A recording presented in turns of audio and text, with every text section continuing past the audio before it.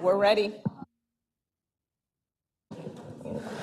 Good evening and welcome to the September regular school board meeting.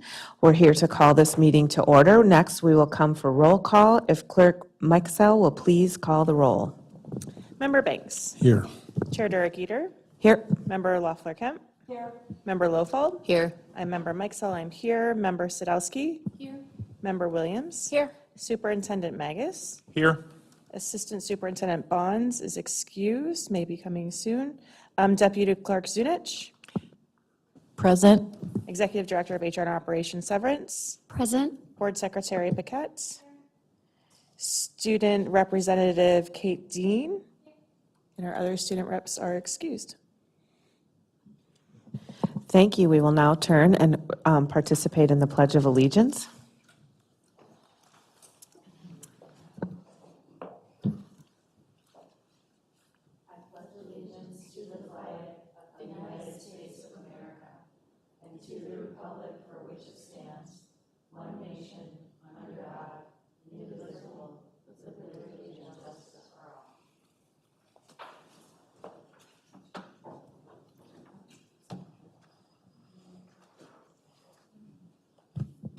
Next, we have approval of the agenda. Do we have a motion to approve the agenda?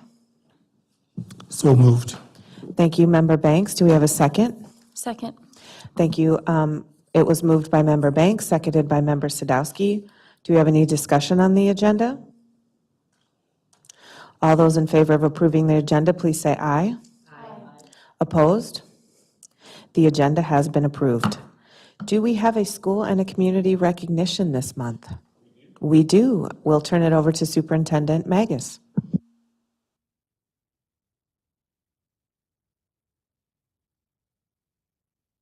Good evening, everyone.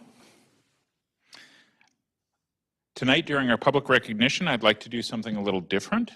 Often during this time, we honor members of our community who have made considerable and outstanding contributions to our schools.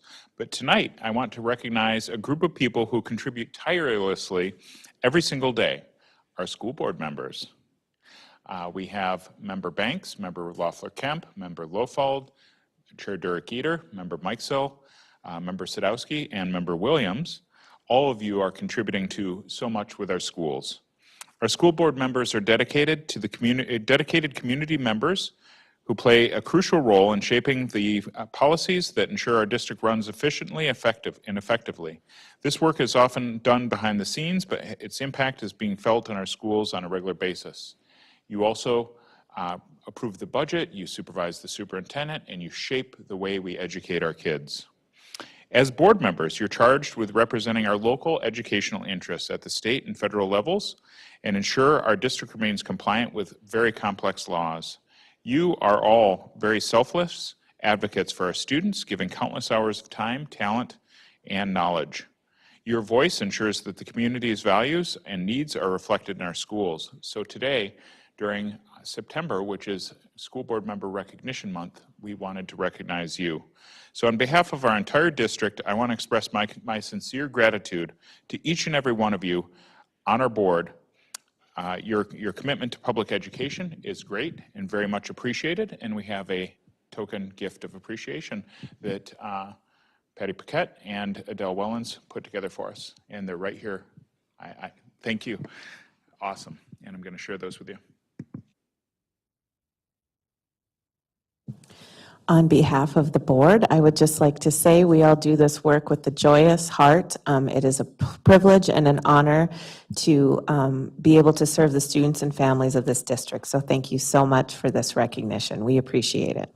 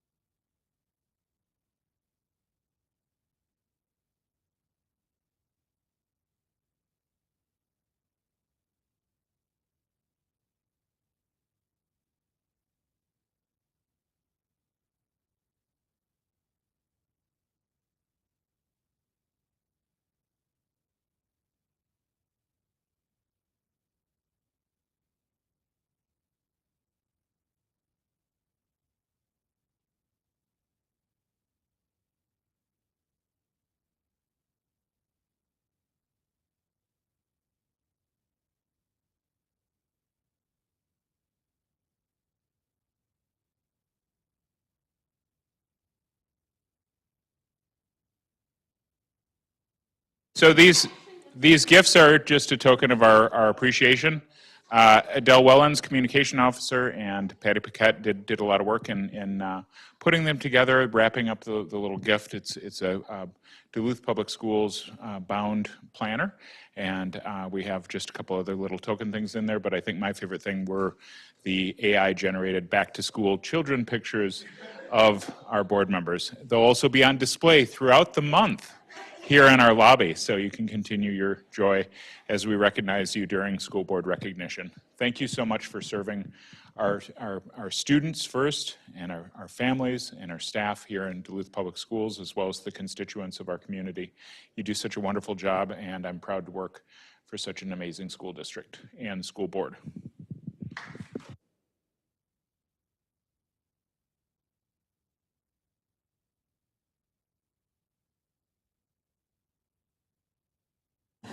Oh my gosh, thank you so much. Thank you, these are amazing, and I just want to compliment the eyebrows on my picture. It is on point. And also Member Banks's picture with his beard, it is also just on point. These are amazing, thank you so much.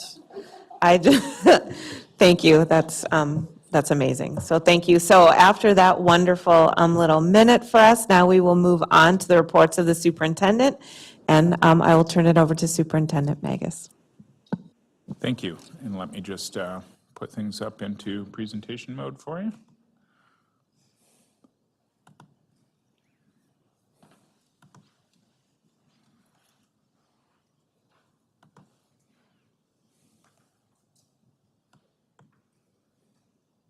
All right, so first and foremost, my superintendent's report for this month. We talk about our mission, vision, and values.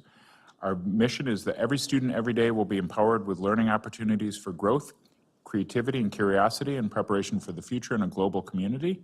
And our vision is that Duluth Public Schools provides an academically engaging, safe, and inclusive environment with high expectations and responsible use of resources. Our core values are learning, developing a love of learning through lifelong inquiry; excellence, having high standards for all through accountability, integrity, and authenticity; equity, creating conditions of justice, fairness, and inclusion so all students have access to the opportunities to learn and develop to their fullest potential; collaboration, working in partnership with staff, families, students, and community; and belonging, which is the theme for this year with our staff development, as well as what we're focused on this year, which is providing a welcoming and accessible environment where everyone feels safe, seen, and heard. Our topics for tonight are our student representative reports, and tonight Representative Taylor and Representative Garner are not here tonight, but we have Representative Dean's report in just a moment. I've got some updates on the start of the year, how things went, some things related to the Duluth Promise, an update on our board work session that we had, and then just a quick little recap on my superintendent evaluation and goals for the coming year that I worked on with the board. So, it's best to start with the best. Let's start with our student reports with Representative Dean. Thank you. All right, so since the start of the year, students have been adjusting to new routines and schedules, myself included, but I'm really excited to be back for my first report of this school year. So to begin, I asked for updates from the captains of our fall sports teams, just to give you an idea of what they're up to. The girls' tennis team has been on the courts since the summer, and they're having a great season. The girls' volleyball team is playing Proctor at home tonight. There's a soccer doubleheader at East on Thursday. So the girls will play Denfeld at 5:30, and the boys will also be playing Denfeld at 7:30. And it's the boys' senior night, so we are excited to see everyone who shows up to support them. Let's see, our football team is well into their season, with their next game being this Friday at Grand Rapids. This Friday at Grand Rapids, and then next Friday at home against North Branch. And we're all super excited for our homecoming game, which is upcoming on October 10th, and it'll be against Cloquet. The boys and girls cross-country teams have been practicing since August and have a meet today at Grand Rapids, and they will be traveling to the University of Minnesota on Saturday to compete in one of their biggest meets. The girls' swim team has also been practicing since the summer and is well into their season. We're wishing them luck for their home meet at Ordine tonight. The cheer team consistently shows up to support all of our athletes while maintaining a reputation of their own. They lead cheers in the student section at all sorts of events, and we love seeing their routines and stunts at assemblies. Moving on to some club updates, the Drama Club ran auditions for their fall musical, Alice by Heart, last spring and started rehearsing at the end of August. Since coming back to school, we have been in the theater or choir room almost every day from 3:45 to 6. The show will run from October 23rd through the 26th, and we're really excited to bring this retelling of Alice in Wonderland to life. The Climate Club has done a ton of research and earned a bunch of grant funding to improve East's sustainability by trying to implement composting. Unfortunately, they've faced some issues with getting opportunities to have open conversations with our administration about some of their concerns with the issues, but they are working really hard to find their next steps to make this happen for us. And their commitment to our future and the future health of our school and planet gives me a lot of hope. I'm really looking forward to starting Student Forum back up for the year, and today I met with Mr. Flohog to discuss POV. We have some efforts in the works to include more underclassmen in the group, and also some students who aren't necessarily leaders of clubs. We want to make sure to have a much more balanced voice of all the students at East, not just the most involved and in charge of everything students. We're hoping to expand our membership to 30. And with that, I received an email about planning for the Intracity Student Council, and I'm excited to continue working to make that come to life this year. Without WIN, finding time for a huge number of unique clubs is a little bit difficult, but we are waiting to hear about what our Pods Day schedule will look like for this year. Next, for some more general school updates, student government has already hosted a welcome back assembly and dance, both of which were on the first Friday of the school year. Last Friday, the senior class was at Brighton Beach at 6 a.m. for our senior sunrise event, which featured pictures, yard games, and lots of donuts, and not much sunrise, but it was by the water, so the fog wasn't too bad. It's been a very busy start of the year, and we are in the midst of planning for all of our homecoming events. On Saturday evening, a group of about 30 students from Albstadt, Germany, and 2 of their teachers arrived in Duluth. They're spending the next 2 weeks living with East students, most of them who are in German classes. They're shadowing us in our classes and taking the time to learn about American culture, and it's been super fun to have them here. On the more academic side of things, there are currently around 80 juniors signed up to take the PSAT in October. 4 East seniors who took the test last year have been invited to fill out the application to become a National Merit semifinalist, which is a really incredible achievement. I think most schools, if they have any, it'll be 1 to 2. That's at least for East pretty typical to have 1 person invited for National Merit, but this year we have 4. On a more serious note, though, with coming back to school, there have been some really difficult moments and conversations. In the wake of the shootings at Annunciation and Evergreen, my econ teacher opened up our class hour for students to just talk. And the testimonies and opinions and observations and emotions that came forth were super eye-opening for me. At the start of the year, students spend time listening to presentations with info that comes right from the district handbook. In our 3rd hour, every day for the first week, we go through slideshows. And a lot of our conversations in my econ class revolved around the language, info, and policies in the handbook. So I just wanted to share some of what I heard my classmates saying in that talking session. So when we talk about the procedures for a lockdown, it really feels like administration doesn't want to name the fact that a shooter is a threat that we may face. We talk about a lockdown, if in the event of, if we need to evacuate for a gas leak or a dangerous animal or crime in the neighborhood, we'll name everything but the fact that there could be an active shooter. It seems like a taboo subject, but in reality, that's something students think about every time they step foot into one of our district buildings. In addition, students feel really concerned that we only go through drills for fire drills, lockdown drills, whatever it may be, we only go through that at the very start or the very end of the year. We're concerned that we only talk about emergency procedures during 1 class hour of the day, when in reality we're in 7 different rooms that would have 7 different procedures. And at the start of the new semester in January, most people have an entirely new schedule with new teachers, new classrooms. I know this is a really difficult subject to talk about, and I think there's a ton to think about and discuss. The fact that my teacher sacrificed an entire class hour of instruction time, that it was filled, from start of the hour to end of the hour, students were wanting to talk about this. And I think it's a prime example of how badly issues like this need to be discussed. Students care, and it would mean a lot to see and hear our administrators making it really clearly known that they care too. That's something that I think we really need to see. Another issue that has been coming up in the past few weeks is where CITS credits are coming from for CITS pre-calculus, CITS physics, and CITS American Government and Politics at East.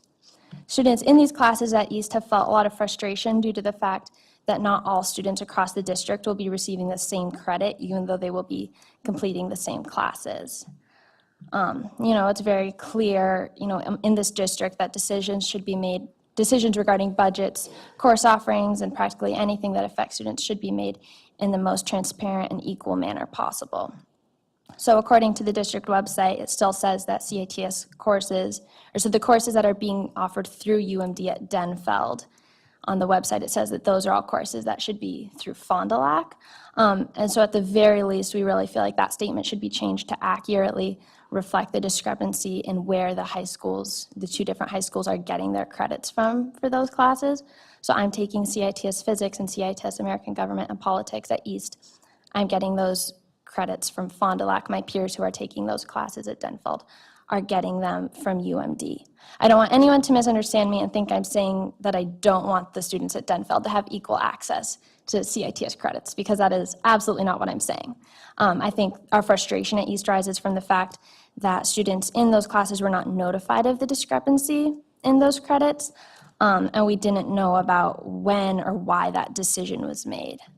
In addition, the decision to have the high schools go through different colleges in order to offer CITS credits at both schools, that's contrary to how situations like this have been handled in the past. So in the 2021-2022 school year, East didn't have a teacher that was qualified to teach CITS physics through Fond du Lac, so we just offered honors physics. That same year, Denfeld had a teacher qualified to teach the course through Fond du Lac, and they ran the course. So we've kind of seen a situation like this in the past, and it was handled very differently.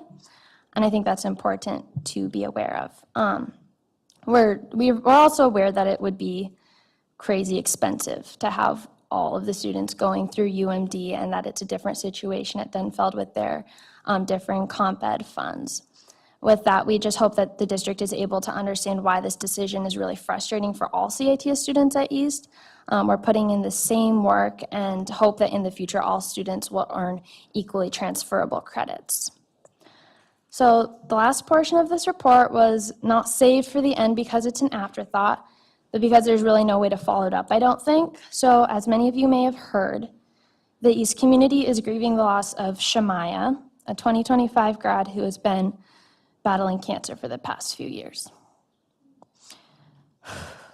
Since East students and our greater community heard the news of her loss last night, there's been just an outpouring of both grief and support on social media and at school. School administration worked so quickly to bring in support staff, and the doors to the Counseling Center and Career Center have been open all day to welcome students in.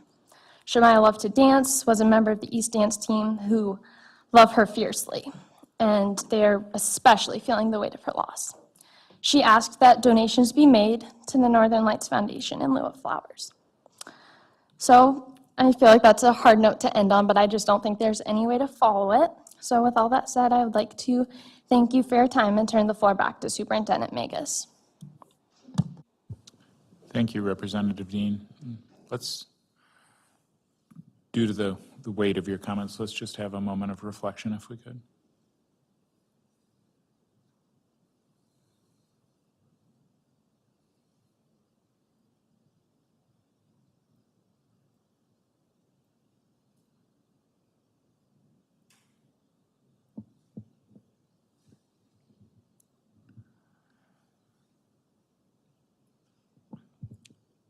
So, thank you. I just wanted to say I appreciate all of your deep reflections and insights on one of your prior topics related to the CITS. I know that Director Larva and Principal Flohog had worked on some responses and information as to, that should address some of the things that you've brought up, but I think it's important for us to take a look at it. But we will, I know that their Director Larva's at a training today, but they're planning on sending that out.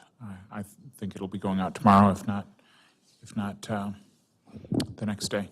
But again, your reports and the reports of all of our student representatives are so deeply appreciated.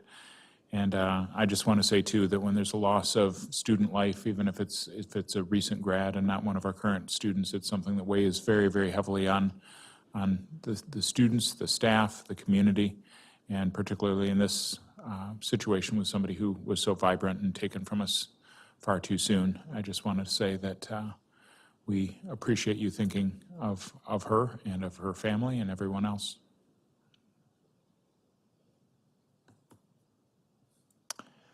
It's been a pretty intense time with the start of the school year. There's been a lot going on, much of which has been positive. Some of it has been challenging and sometimes negative.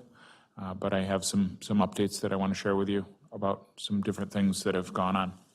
So in general, the start of the school year was very positive. There were lots of smiling faces of staff and students alike. I spent quite a bit of time the first week and beyond in classrooms, but particularly that first week when we have all of our students returning on Tuesday after Labor Day, and then the Thursday when our kindergarten and preschool students come back. Just so great to see so many smiling faces. It's such a reminder of why we're here. I think sometimes during the summer we're working hard on the bureaucracy and the strategic planning and the preparation, but to have the kids walk through the door is just so important to us. To paraphrase, or to quote your shirt, Chair Duraketer, because of the kids, right? That's why we're all here, and having our students here is very, very important to us. Secondly, our enrollment is up significantly. We are, let me just pull the number right now because I asked for it earlier. We are up quite significantly. We are up, our enrollment is up to 8,272.88 students. And the 0.88 is because sometimes we have students who are attending partially. We don't have partial students. And we are actually up 173 students over last year. So I think sometimes the community talks about how Duluth Public Schools enrollment is decreasing and people are leaving the district, or sort of urban legend around those themes, but it's not accurate. Students and families are choosing Duluth Public Schools, and this is a time when throughout the state a lot of school districts are losing enrollment. To have our enrollment going up is a testament to your good work and the good work of our students, staff, and families. We also continue to make many significant improvements in many key areas that I believe are part of the reason why people are choosing to come to Duluth Public Schools, whether it's how we revised our elementary schedule or our middle school schedule, or what we're doing with literacy, or what we're doing with inclusive, equity-minded work. We have made many, many improvements. I also want to say that we still have some things to work out. One thing, space has been an issue, and I think that this is something that as a board and as a community, we need to think about how are we addressing this systemically. Space is constrained in a number of our sites, and we heard a little bit about that during listening session too. Lester Park, for instance, has 3 classrooms with a high number of students, but even if we wanted to, we couldn't give them another teacher because there isn't another classroom in which to put that teacher. Homecroft, for instance, is using their teacher's lounge as a classroom space. It had been formerly used, and so people are using their own classrooms for their place where they prep, and there's a small area in the office, but it's not the same as having a teacher's lounge. And then, as you know, Myers-Wilkins, we have, with the move of Spanish immersion to make some space at Lowell, Myers-Wilkins is tight now. So it's not to simplify it, but it's kind of like a balloon animal where if you squeeze on one part, it pushes into the other part. And so we're really at a point as a district where we have to consider programmatic placement where our programs are, and also potentially consider other things like boundaries or things like that that might have impact on that. I know that's a big topic and something that we will have to think about over time about how do we address that holistically, but just wanted to mention that that's what we're seeing in the schools.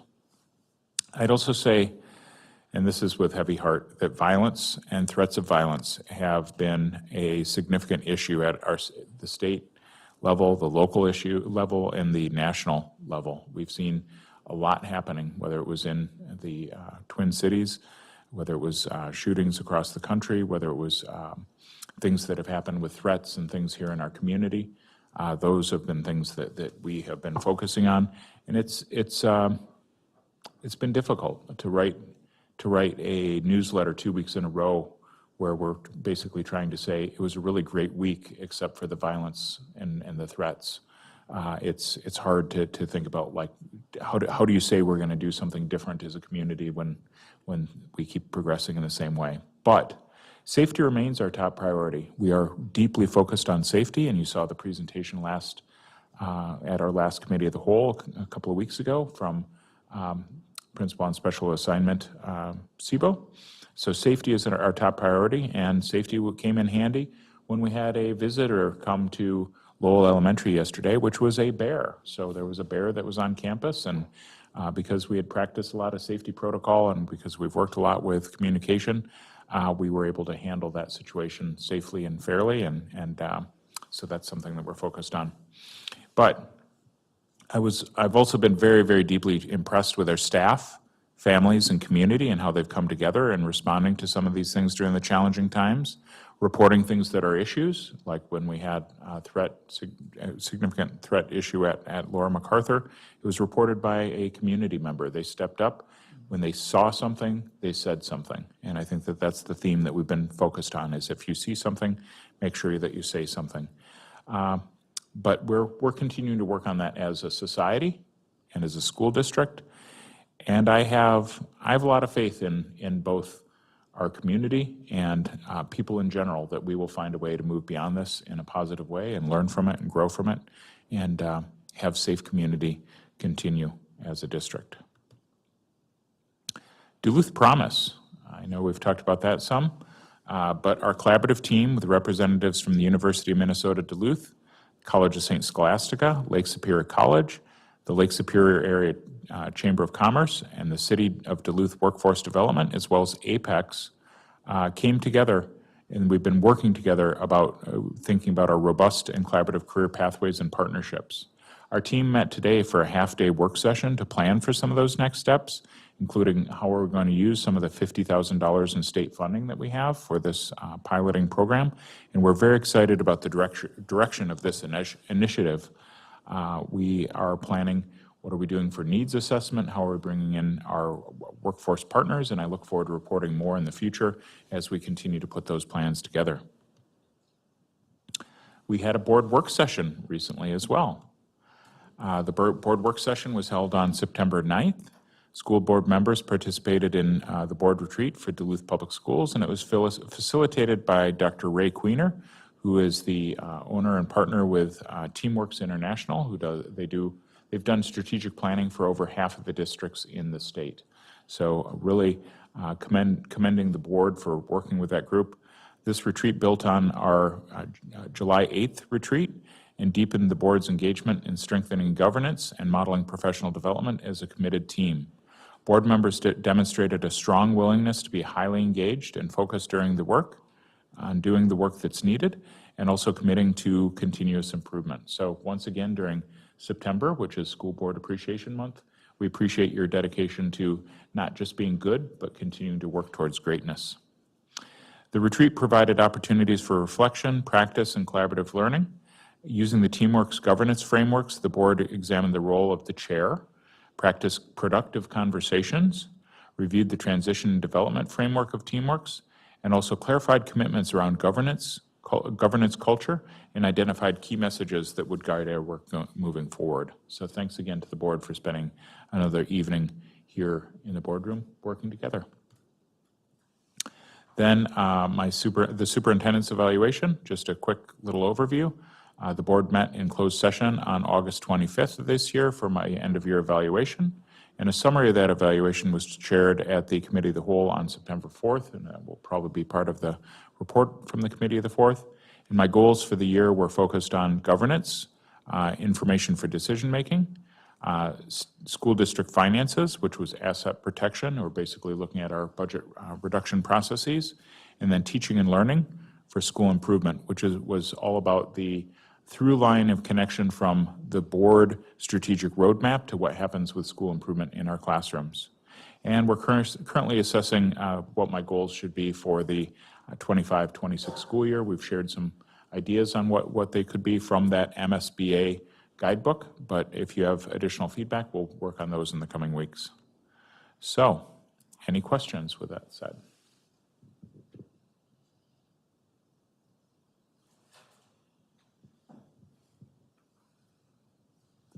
Thank you.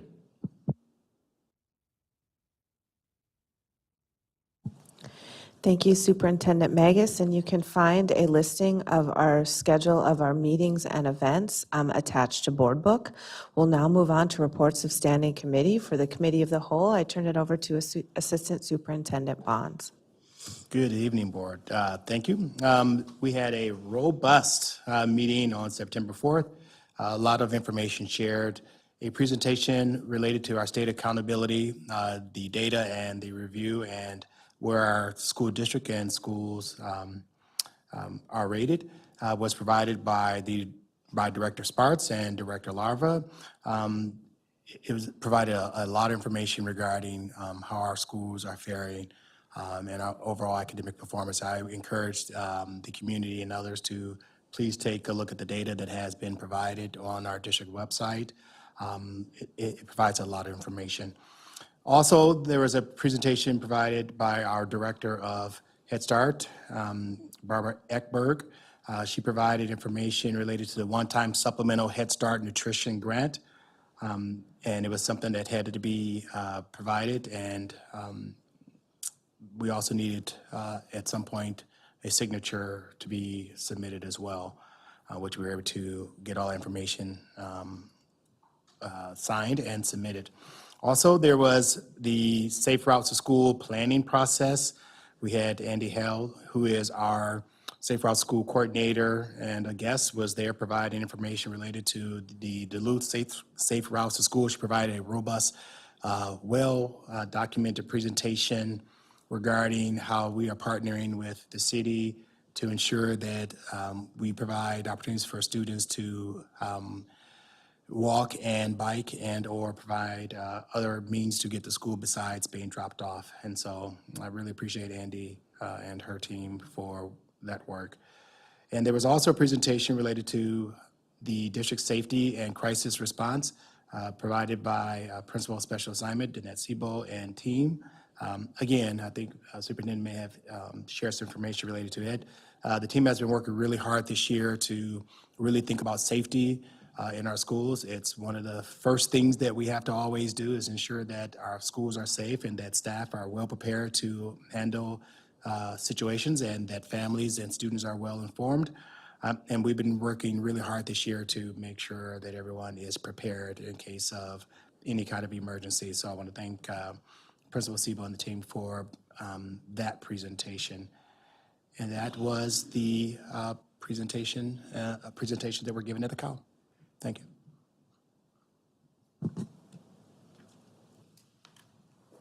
Member Lowfold?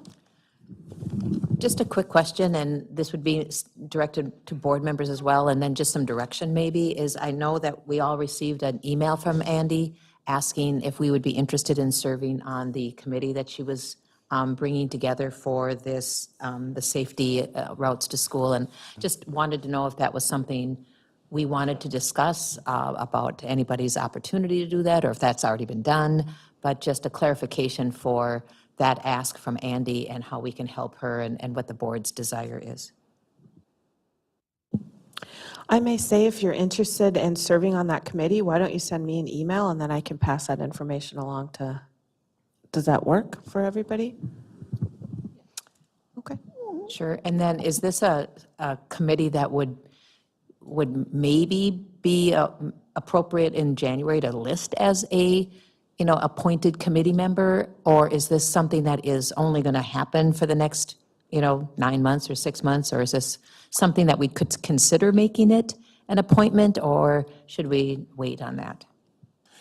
Clearly, currently that this work or these initiatives are grant funded for a couple of years, and so I guess that is up to obviously the discretion of the board if it's going to be an appointed position or not. I think there might be some other opportunities we probably want to discuss as well in terms of future appointments on different committees, but more to come.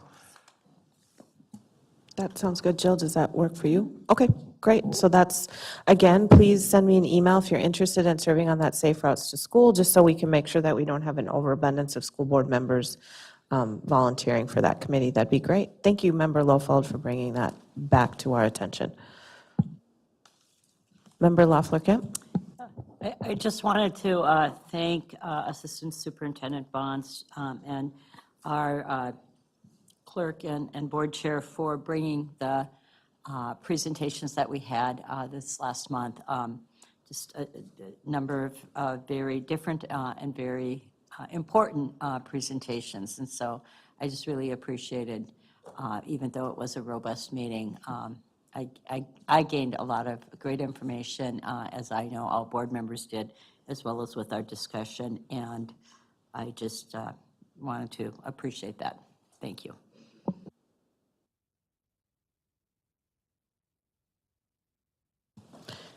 Thank you. Seeing no further questions for Assistant Superintendent Bonds, we'll move on to Member Sadowski and the Human Resources and Business Services Committee. Great, thank you. Our HR and Business Services Committee met on Monday, September 8th at 4:30 here in our boardroom. As usual, I'm going to give my top 5 or 6 highlights, but I would encourage everybody to watch the meeting on YouTube, where we thoroughly go through usually every couple hundred pages of our HR packet. And just to review, like I always do, we have our department reports, including the HR, our human resources. We have our business services report, including our enrollment, child nutrition, facilities, technology, and transportation reports. Then we look at our recommended resolutions, and we look at our consent agenda, which has a lot on there, and some of it I will highlight. And then we look at our contracts and miscellaneous informational items. But I would encourage everyone to take a look at that meeting on YouTube for more details. Some of my top 5 highlights for today, well, Superintendent Magus already highlighted the first one, which is our enrollment report. Our enrollment is up. Very good news. We had budgeted 8,099 students, and we hit 8,272.88 students. So up. I always like looking at page 7, which has a nice little line graph, just because I think you can kind of see over the last few years where our enrollment started and where it ended up. It's very normal for enrollment to kind of decline over the school year as students graduate early and things like that. But we are up considerably from where we were last year, which is great news. I would also share that where we've seen the most gains is in the 8th, 11th, and 12th grades. So that's kind of interesting there. Any questions about our enrollment? Some other items that I wanted to highlight was on our facilities report, which starts on page 11. There's a lot on our facilities report because there's a lot going on, always kind of maintaining our buildings throughout the district. But one that I highlighted that I think is of note, especially when we're talking about safety today, is that we received a conditional use permit with the city of Duluth for the guardrail installation, and so that has been approved, and we're waiting on the city for next steps. But there's going to be a guardrail that's put in to protect the sidewalk and the school kind of on the back side of Myers-Wilkins, based on the accident that happened last fall. So that was some really good environmental work and advocacy work from our staff to make that happen, so thank you. And then another piece I wanted to highlight on our facilities report, just a really remarkable number. Our building operations summer cleaning was a success. Over the summer, facilities operations cleaned approximately 1,753,095 square feet of building space. So take that number in, that is a lot.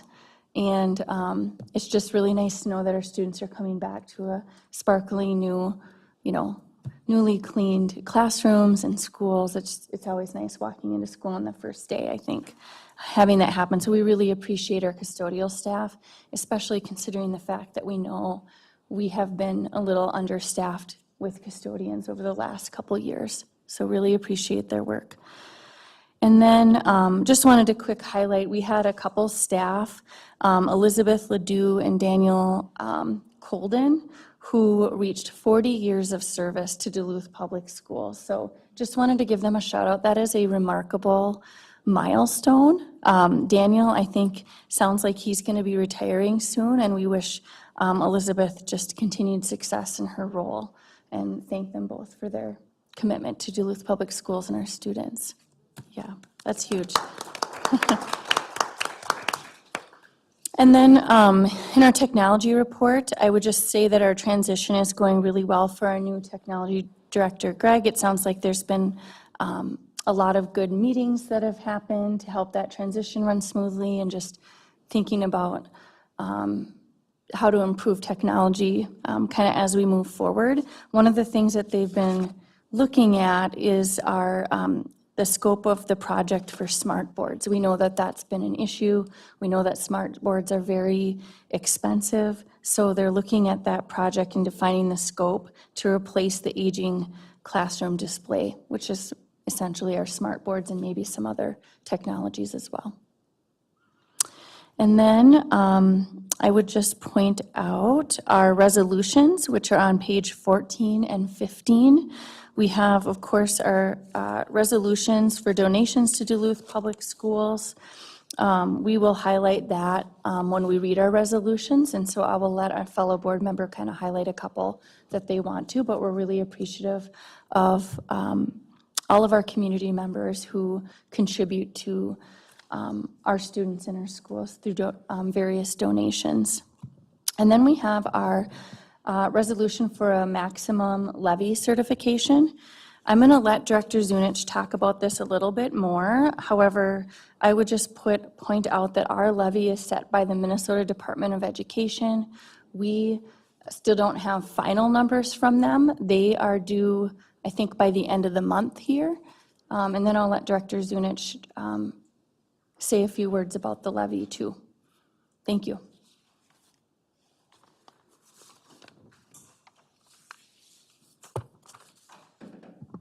Good evening.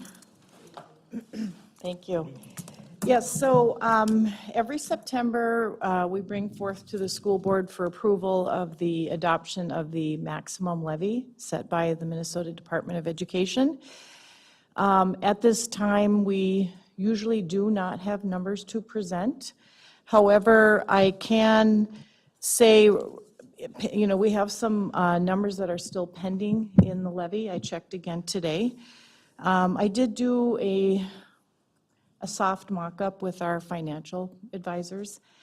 And according to the levy right now, we are coming in for pay 26 at $46,562,000 and some cents.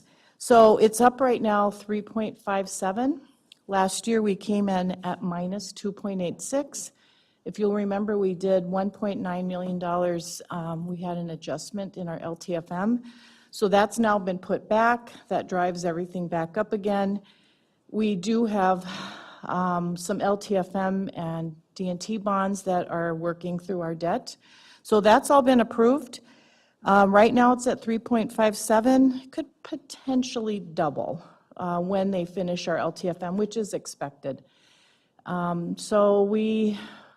I will print out a document after the school board discusses it tonight, and then I'll bring it down for the clerk to sign. And then I will send that to MDE. We have to send it to St. Louis County and knowing that the school board is fully aware that we are allowing they're allowing us to levy up to the maximum amount. And then in December, at our Truth and Taxation meeting, I will bring forth the final numbers, and we'll have a good discussion that night. Do you have any questions for me? Chair Eater? I would just for clarification, the difference when we go through the levy process is that cities and counties are allowed to set their levies, where school districts, the levies are given to us by the Minnesota Department of Education. So could you talk a little bit about that, please?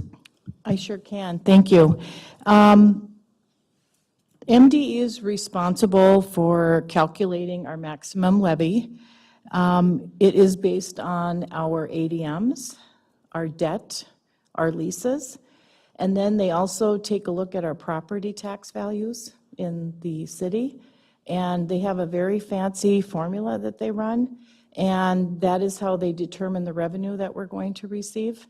Whereas a city can determine what they think their utility charges will be, if they want to build new buildings, et cetera, and then they can set their levy according to that. So let's see, I wanted to point out one more thing here. And also, I wanted to say the Minnesota legislature also sets the overall funding formula and limits for school districts. So between that and what the work MDE has to do, that is how we receive our levy amounts. So it would be fair to say that unlike city and county entities, we have a lot of our financial resources given to us as opposed to us being able to make the decision as to what would be best for our community. That is absolutely correct. All right, I just wanted to make sure that that's clear for our community, that, again, unlike city entities and county entities, we are at the, I guess, the other end of what the Minnesota Department of Education decides for our levies to be. So what I am excited to, and one thing that will factor into this, is that we have significantly overperformed in the number of students that are coming back to the Duluth Public Schools and deciding to come in. So as Member Sadowski talked about early, we budgeted for 8,099 students, and currently what we have enrolled is 8,272 and some change of a student. But so I just want to make sure that our public understands that we are doing very good things with our resources and attracting students to the Duluth Public Schools. Thank you. Superintendent Magus? And I would just add to that as well, that when we think about the past 2 years, having reduced $2.6 million the year before last and $7 million for this year, thinking about the challenges of that belt tightening, just as we think about the community and the reflection on our spending, we have worked really hard to make some difficult choices about how do we tighten our belts and focus on the priorities of our students, but still be very fiscally responsible. So very appreciative of Executive Director Zunich, especially as we've had a lot of changes through MDE, and sometimes some of the information and timelines have come later than normal. I know that's not the fault of Executive Director Zunich or anybody else here, and I'm not casting dispersion on MDE either, but they've gone through a lot of change recently. So thank you. Any other questions for Director Zunich? Member Lofeld?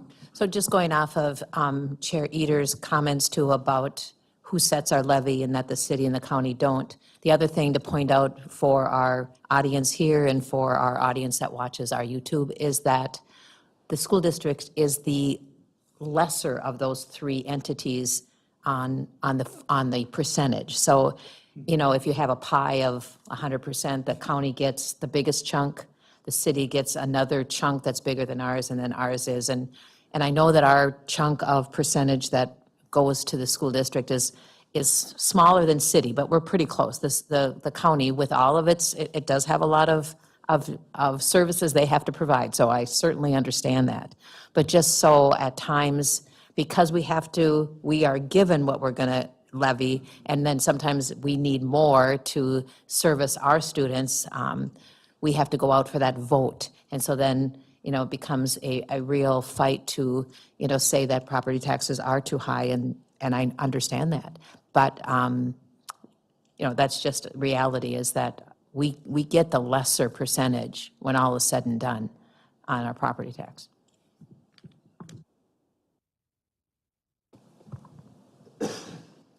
Seeing no other questions, thank you, Director Zunich, for that, and thank you, board members, for the great comments and conversation and questions as well. The last piece that I would just highlight from our HR business, there's actually a lot of interesting things that we talked about, but I just would highlight under contracts, change orders, and leases that we're going to be voting to enter into a contract with Environmental Health and Safety Management Services for the 2025-2026 school years. They are going to help us, they're an outside kind of agency that can help us with compliance when it comes to safety, OSHA, that sort of thing. With our health and safety environmental coordinator left, and we're looking to fill that role. We have worked with this agency before, and they're going to just help us make sure that we're adhering to all of the safety regulations and things that we have to do in the district. So fully support that contract. Thank you. Did members Banks or Williams want to have anything else they might want to point out from the HR? Okay, thank you for your work on our committee as well. Thanks. Thank you, Member Sadowski. Moving on to Member Loeffler-Kemp for the Policy Committee. Thank you. We met on Thursday, September 11th, and we had a lot on our agenda this month. Policies for first reading is Policy 301, School District Administration. It's replacing 2055, and we'll touch on that later. The purpose of this policy is to clarify the role of the school district administration and its relationship with the school board. And this is a new policy from NSBA. The second first reading is Policy 305, which is policy implementation. The purpose of this policy is to clarify the responsibility of the school administration for implementation of school district policy. And then that would be replacing 2070 policies, regulations, and bylaws. And then policies for second reading, and this is one that we've been looking at for a few months, is our school weapons policy. And as we've talked about throughout the night, the importance of this policy. So we've had really a lot of good discussion on it and recommendations and changes. But the purpose of this policy is to assure a safe school environment for students, staff, and the public. Establishing a weapons-free school zone is one element of creating a safe environment. Duluth Public Schools promotes the safe storage of guns in accordance with the school board resolution for the safe storage of weapons. And there was also some legislative changes in this policy as well under Section 3. So this is our second reading on it. Then we had a number of policies for review, and again, mainly small legislative changes. I'll read through these. Policy 806 is our crisis management policy.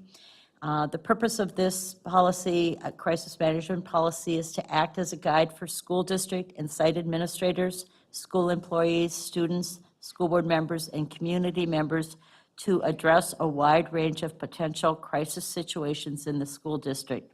The step-by-step procedures suggested by this policy will provide guidance to each school site in drafting crisis management plans to coordinate protective actions prior to, during, and after any type of emergency or potential crisis situation. Each school district should develop tailored site-specific crisis management plans for each school site in the school district, and sections or procedures may be added or deleted in those crisis management plans based on site needs. The school district will engage in ongoing emergency planning within the school district and emergency responders and other relevant community organizations. The school district will ensure that relevant emergency responders in the community have access to their site-specific crisis management plans and will provide training to school district staff to enable them to act appropriately in the event of a crisis. And again, in our committee of the whole meeting, this fits in with the update that we got as well. The next for review, and again, there were just some minor changes in this one. For review, 503, student attendance. Again, another very important policy that we updated earlier this year in February of 2025. And the purpose of this policy is the school board believes that regular school attendance is directly related to success in academic work, benefits students socially, provides opportunities for important communications between teachers and students, and establishes regular habits of dependability important to the future of the student. The purpose of this policy is to encourage regular school attendance. It is intended to be positive and not punitive. This policy also recognizes that class attendance is a joint responsibility to be shared by the student, parent, guardian, teacher, and administrators. And this policy will assist students in attending class. And again, just a small legislative change on that. But I do want to just say we have a attendance campaign that's been going on across our district, and really appreciate all the ways that we are publicizing that and getting that message out to the community and our parents. And then the next policy with a small legislative change, we also reviewed and updated it in January of 2025, is the library materials policy. And the purpose of this policy is to provide direction and to delegate responsibility for selection and reconsideration of library materials. Again, just a numbers change in the statute on that one. And then the last one for review, again, because of legislative changes, is Policy 602, Organization of School Calendar and School Day. We last reviewed this in 12 of 2023. The purpose of this policy is to provide for a timely determination of the school calendar and the school day, and again, a legislative change. So those were the policies for review. The next section, policies for first reading, for second reading will be on our consent agenda.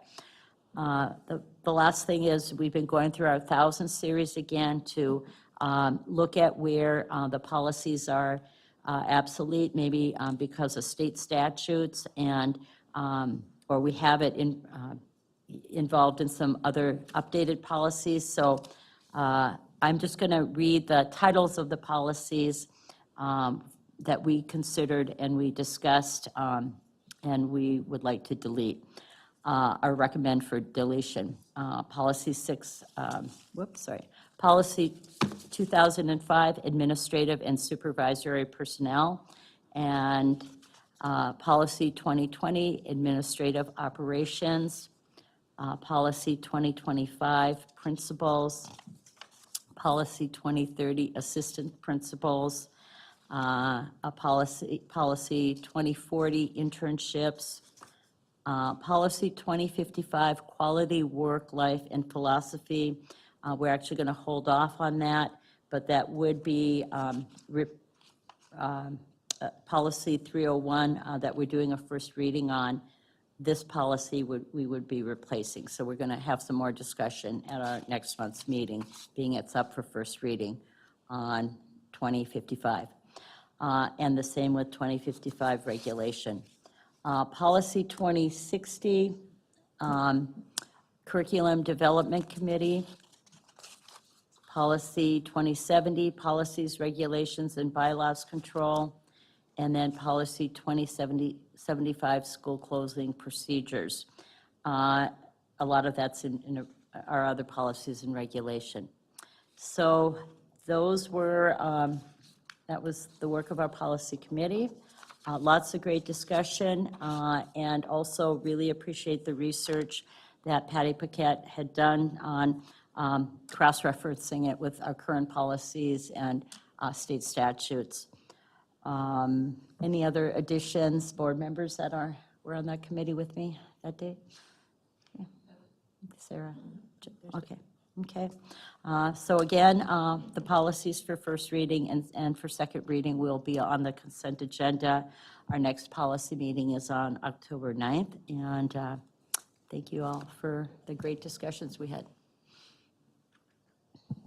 Do you have any questions for Member Loeffler-Kemp? Member Superintendent Magus? Just a quick comment. Once again, I appreciate that the board and that the policy committee are taking the time to go through the 1000 series and really rejuvenate and think about the policies that can be deleted there, as well as what needs to be moved into the 100 series. It's a lot of work, but it's well worth it and much appreciated.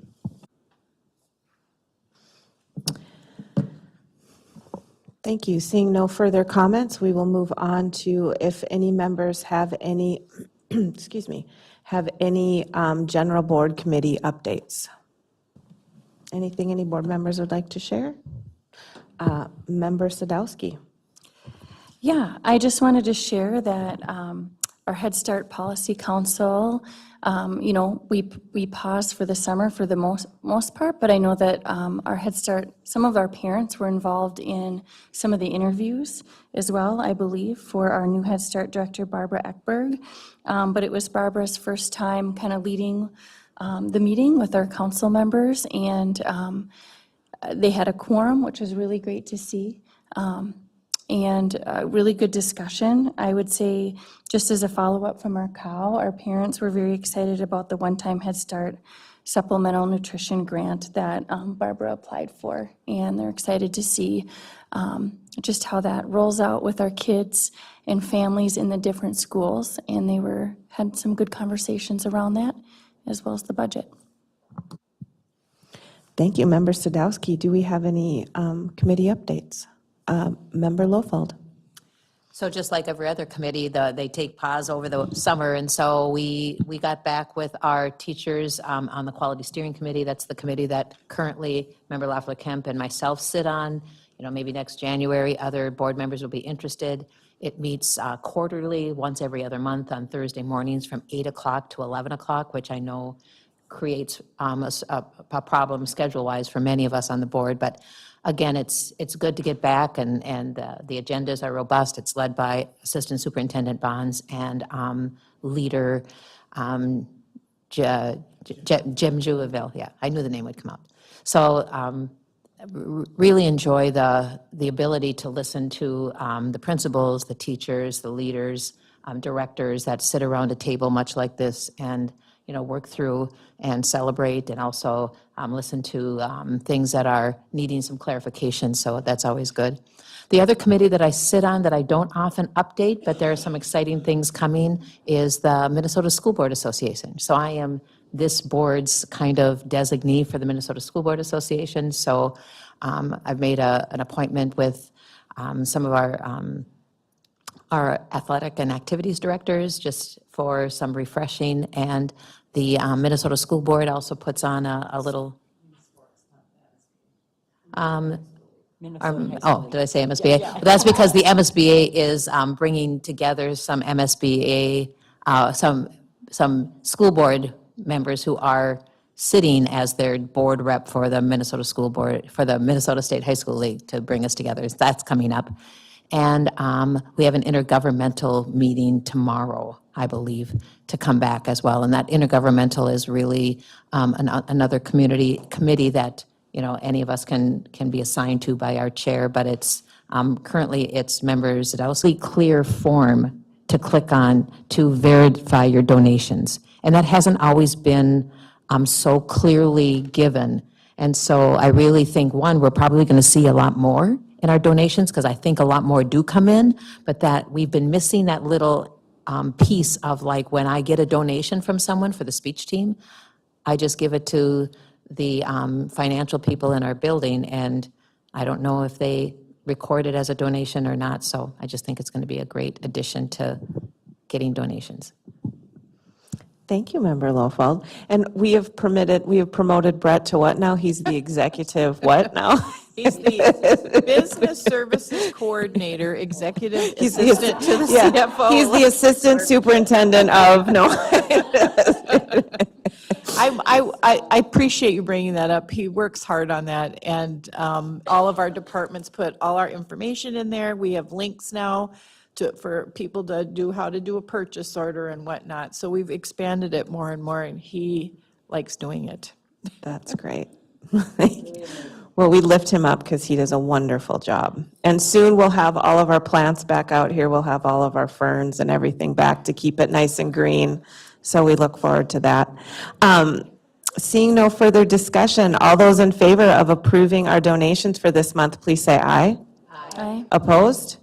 We have gratefully accepted our donations for the month of September.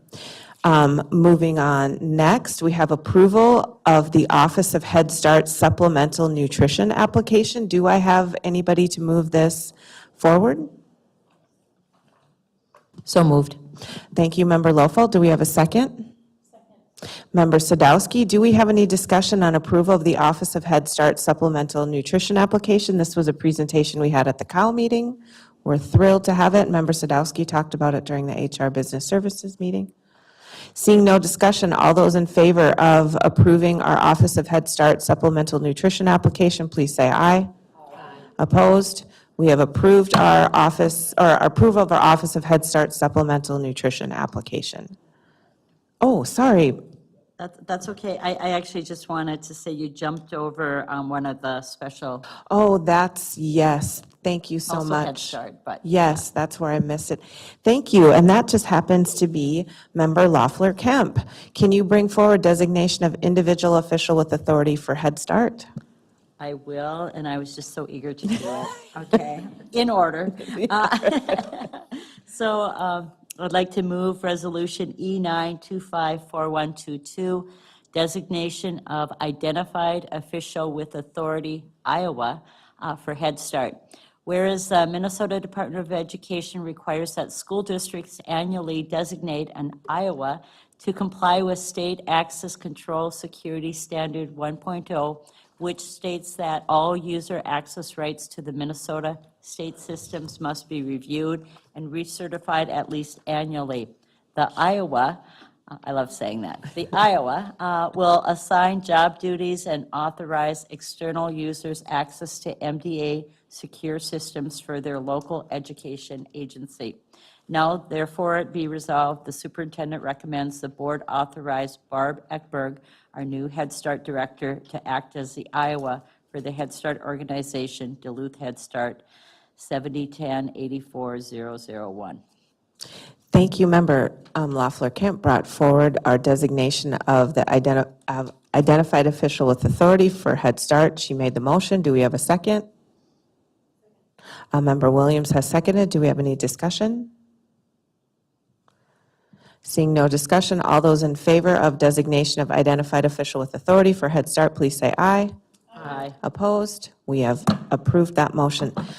Executive Secretary Paquette, is it okay? I was out of line there a little bit. Is that okay? All right, great. Thank you. Oh, you have to start the whole meeting over. No, I'm just kidding. Sorry. Okay, moving forward, do we have a motion to bring forward the approval of the Community Education Director individual contract? So moved. Member Sadowski, do we have a second? Second. Member Loeffler Kemp, do we have any discussion? We are very looking forward to having Assistant Superintendent Bonds, could you give us a little update on that? Yes, thank you. We are pleased that Nate Chapman has started with us. Actually started over a week ago, hitting the ground running, has already started meeting with his team. He comes from very close, like almost 2 hours away, close, from Cambridge School District, Santee School District, and so we're just really pleased that he is with us, and he's duly licensed and is doing all the good things to build relationships with his team and move programming forward. So we're just pleased that he's on board, and I'm looking forward to what him and his team put together to improve community education programming. Great, welcome him for us. Thank you. Do we have any other discussion? Member Banks? So at what point will we as a board get an opportunity to meet him? Member Loeffler-Kemp? Oh, I didn't mean to comment, but I will just say I really appreciate the work, Assistant Bonds, that you did in the absence of our having a community ed director, as well as the other staff within the community education team. So, their work doesn't stop in the summer, and really just send that appreciation. Okay, thank you. Thank you. Seeing no further discussion, all those in favor of the approval of the Community Education Director individual contract, please say aye. Aye. Opposed? Motion carries. Lastly, we have the approval of the Minnesota Department of Education review and comment, and I'll call forward Executive Director Zunich to give us a little synopsis on this. Hi again. Well, I'm really excited about this. We did receive a positive review and comment from the Minnesota Department of Education on our suggested plan for the Duluth News Tribune Building, First Street project. They are allowing us to levy up to 73%. So 27% will need to come from district funds. And as you all know, we do have that levy bond that was purchased several years ago, so we do have those funds sitting in our UFAR's table. And part of the process, it says that the school board must discuss the commissioner's determination of a review and comment and the district's approved achievement and integration plan findings at a regular or special school board, special school board meeting within 45 days of the commissioner's determination. The department may also request a copy of the board minutes to ensure compliance. So they'd like to have a conversation. I would like to have an approval. And then we also did link into the agenda, the email we received from Ms. Vanessa Moe at MDE, stating that the achievement and integration plan that we're using towards this project was approved. So do you have any questions for me? I might just quickly remind the community that this building is going to house just a couple of the program, well, not a couple, many of the programs that this building is going to house for our students and for our families. That's correct. We'll have some early childhood in there, our enrollment center, community education, an audiologist, district testing, families in transition, ALC, the bridge steps, and other various, I think fee service, or I think I got everything. Yep. So that equals the 73% equals the $9,797,388. Total ineligible is $3,006,000. So that is the part that we will use our LTFM money for. But I'm taking this as a big win. I appreciate the support from MDE and that they see this as a positive step forward for the school district. And many of those programs that we're going to move to house, we're currently leasing those spaces. So that's lease levy that our community is currently shouldering right now. And we will be moving many of those programs to a building, and we will be alleviating that lease levy that we have on the community right now. Correct. That's roughly the last, when I did the summer levy calculations, it was $685,000 approximately. So we will be alleviating that. And I will be bringing forth to you at our October HR Business Services meeting the bond information and resolution. But after a conversation tonight, I will be contacting MDE, and then again, they want to see a copy of the minutes, so. Great. Do we have do we have approval of the Minnesota Department of Education review and comment? Or not, excuse me, do we have a motion for the approval of the Minnesota Department of Education review and comment? So moved. Member Sadowski, do we have a second? Second. Member Lowfeld, now we can continue our discussion. Do we have any other discussion or questions? Member Banks? Thank you. I just have two clarification questions, please. So you mentioned 45 days. Where are we sitting? When does that start? And does this meeting require a special meeting of any kind, or it just happens here? Good questions. The date of this letter is September 11th, so we have 45 days from September 11th. And we do not have to have a special board meeting. It says it can be reviewed at a regular or special school board meeting, as long as it's within 45 days of the commissioner's determination. So this would signify? This would signify, yes. Member Lowfeld?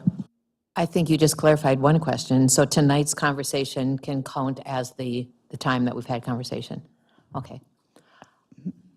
My question was just, since we've been kind of not moving forward with actual building, construction going on in that building until we heard from MDE, does that mean that now, starting soon, we'll see some more activity in that First Street building with construction? Yes, we will. They can finally start moving on all this. I will be meeting with ICS on Thursday. We're going to start talking budget and working through that process. And I believe in 2 weeks they'll start work down there, but we will be bringing contracts to you at that time as well.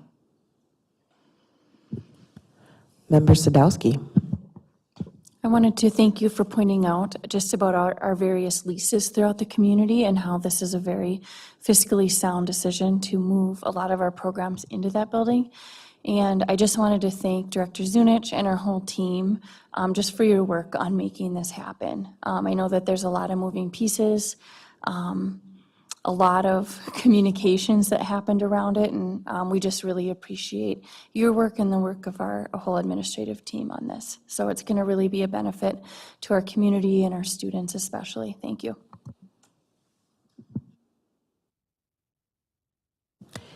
Seeing no further discussion, all those in favor of the approval of the Minnesota Department of Education review and comment, please say aye. Aye. Opposed? We have approved the Minnesota Department of Education review and comment. Moving on, do we have any questions or anything else we'd like to bring forward? Seeing nothing, we'll move on to adjournment. Do I have a motion to adjourn? Member Banks, do I have a second? Member Williams, do we have any discussion? Seeing no discussion, all those in favor, please say aye. Aye. Opposed?